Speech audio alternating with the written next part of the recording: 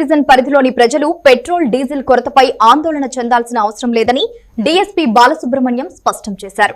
మించి petrol diesel కొనుగోలు చేయడంతో పలు బంకుల్లో తాత్కాలికంగా నిల్వలు తగ్గినట్లు తెలిపారు. జిల్లాలో పెట్రోల్ డీజిల్ కు ఎలాంటి కొరత లేదని అధికారులు స్పష్టం చేస్తున్నప్పటికీ భారీ సంఖ్యలో వాహనదారులు బంకులకు చేరుకోవడం వల్ల కొన్ని చోట్ల తాత్కాలిక ఇబ్బందులు ఎదురయ్యాయని పేర్కొన్నారు. HPCL, BPCL, Indian oil corporation కు చెందిన ఇంధన ట్యాంకర్లు సోమవారం నుంచే నిరంతర సరఫరా ప్రారంభించాయని తెలిపారు. అన్ని పెట్రోల్ బంకులకు ఇంధనం చేరేలా చర్యలు తీసుకుంటున్నామని వెల్లడించారు. బంకు యాజమాన్యాలతో సమన్వయం కొనసాగుతోందని, కందుకూరు పరిధిలోని అన్ని బంకుల్లో పెట్రోల్ డీజిల్ అందుబాటులోకి వస్తాయని డీఎస్పీ తెలిపారు. సంయమనం పాటించాలని విజ్ఞప్తి చేశారు.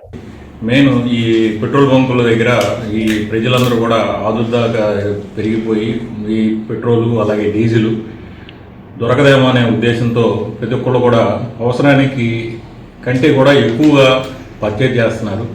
దీనికి సంబంధించి మనకి సంబంధించిన ఉన్న ఇన్ఫర్మేషన్ ప్రకారం ఈ డీజిల్ అలాగే ఈ పెట్రోల్కి షార్టేజ్ అయితే ఏం లేదు.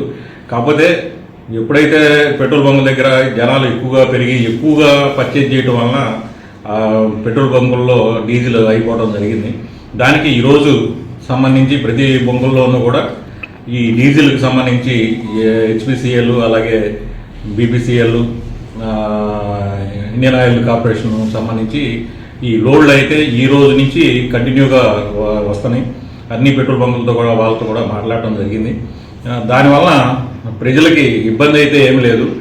దానికి ప్రజలందరూ భయానికి గురయ్యి ప్రతి ఒక్కళ్ళు కూడా వచ్చి వారికి అవసరానికంటే ఎక్కువగా పర్చేజ్ చేయాల్సిన అవసరం లేదు.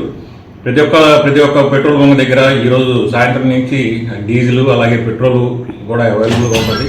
పెట్రోల్ చాలా పెట్రోల్ బంకుల్లో పెట్రోల్ అయితే ఇబ్బంది లేకుండా ఉంది. డీజిల్ కూడా ఈరోజు సాయంత్రానికి అన్ని చోట్ల వస్తుంది. కాబట్టి దీని మీద ప్రజలు ఇక ఆందోళన పడాల్సిన అవసరం లేదు.